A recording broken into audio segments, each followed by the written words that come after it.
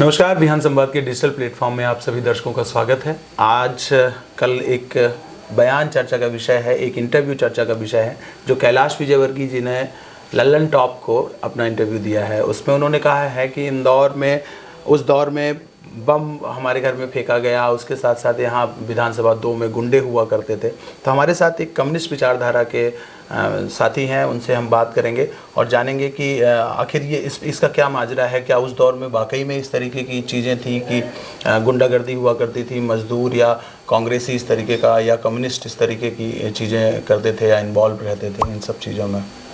देखिए, जिस दौर की कैलाश विजयवर्गीय, मैंने वो इंटरव्यू पूरा देखा है और मुझे बहुत दुख हुआ देख करके कि एक इतने बड़े कद का नेता जो कि अब लगातार राजनीतिक गिरावट का शिकार तो हो ही रहा है, अपने कद से नीचे गिरते जा रहे हैं, वो एक नैतिक पतनशीलता की ओर भी अग्रसर हैं।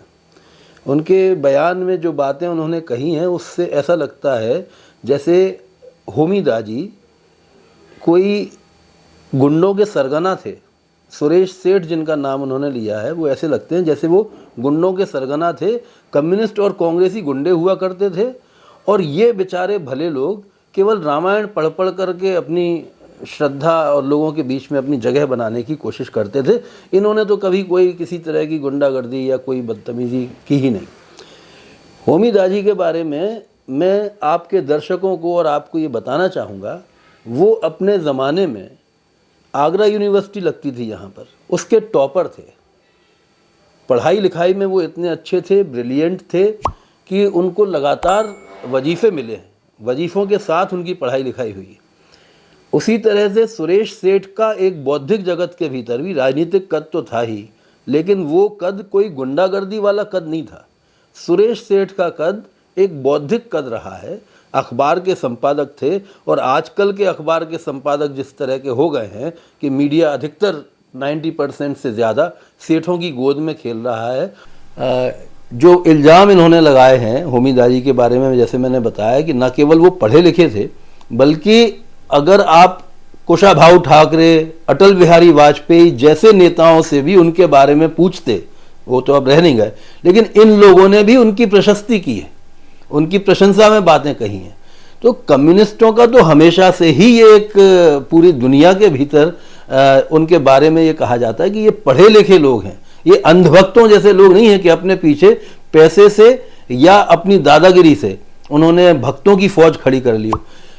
सैकड़ों हजारों में ये उनको नहीं पता होगा कैलाश विजयवर्गीय जी को कि जब यहाँ कम्युनिस्ट पार्टी की स्थापना हुई थी, और वो भी आज़ादी के पहले, तब उसके एग्ज़ाम देने पड़ते थे।